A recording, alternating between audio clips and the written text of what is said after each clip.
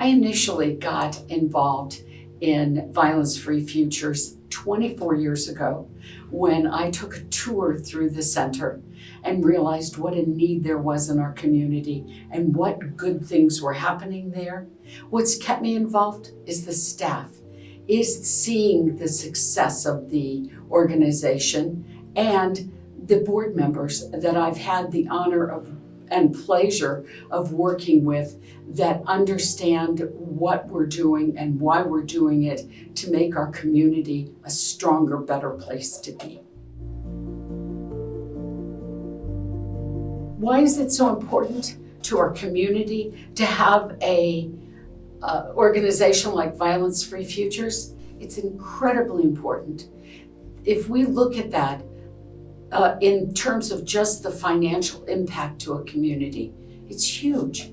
It is about breaking the cycle of violence, the trauma that it causes long-term health issues. So our health system is impacted by domestic and sexual violence.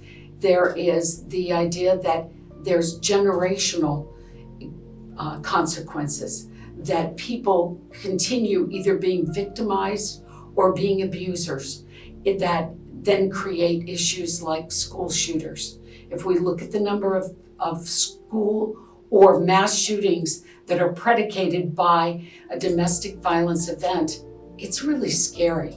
And so being able to understand that we have got to end it. I read a statistic recently that over the lifetime of somebody that's involved in a domestic violence situation is that they spend $100,000 just on medical care, on psychological care. It really impacts our communities. It makes us less healthy when we have domestic violence happening that we're not involved in stopping and in stopping that cycle of violence. Having the education programs that we do in the schools, where we talk to the kids about what a healthy relationship looks like, goes a long way in beginning that process early of people understanding what's healthy and what's not, so they can catch the signs and the psychological triggers that may get them into an abusive situation one day. So it's really important that it's a multifaceted approach, that the education reaches the maximum number of people. The way that I've seen the organization evolve over the time that I've been involved in the organization is that they are adding programs all the time, that they're understanding what the survivors need to have in order to bring them to a spot where they're safe and secure. So that means programs around legal issues, working very closely with the courts, as well as providing programs in the schools about prevention, and then doing intervention work that is there before a survivor needs to come into shelter, which is huge. And it helps them understand the reason they're in the situation they're in and how to get out of it. There's so many proud moments that I have. One of the very best is that when we started our pet program, where we allowed survivors to bring in their animals that they're fearful of leaving because the abuser may kill them. So that whole program, and it's been so well supported by the community and by the board, that is a really proud moment.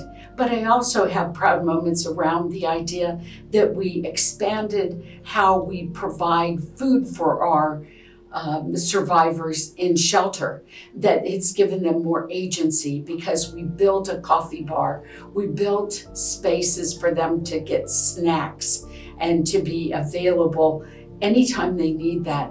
They can go down and get that without having to ask someone's permission.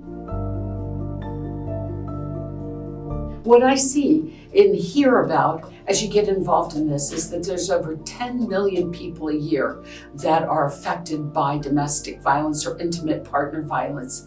And that's a quarter of all men will be touched by it, and a third of all women will be touched by it. So it's so important, the work that we do, and that we have people that think that it's not in my backyard, and yet it is. It doesn't matter what socioeconomic group you're in. It doesn't matter who your friends are, where you work.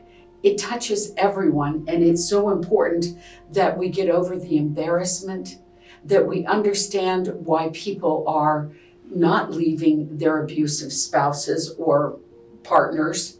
And the thing that I love about our board that we've worked on to become better at supporting the organization is sustainable fundraising, is getting out there and finding people who believe like we do. I think the future of our agency really has to hinge on a few things. Number one, it's to continue to grow, get our message out, and grow in a way that we provide more programs and more support for those people that are either heading towards a situation where they're going to need shelter, and head that off by providing counseling, by working with the abusers so that they don't abuse again, by providing transitional housing. Something that we don't do right now is that when a survivor comes into the shelter, they go from the shelter to their own apartment.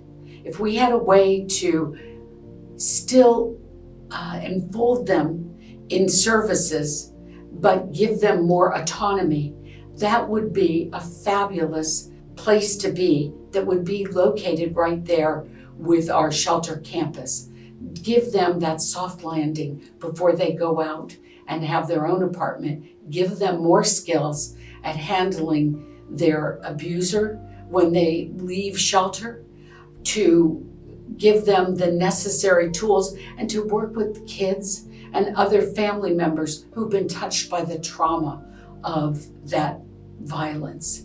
I think those are ways that I see our future in the organization, is to continue to grow services and then see the population of people that need our services shrink. That would be a wonderful future.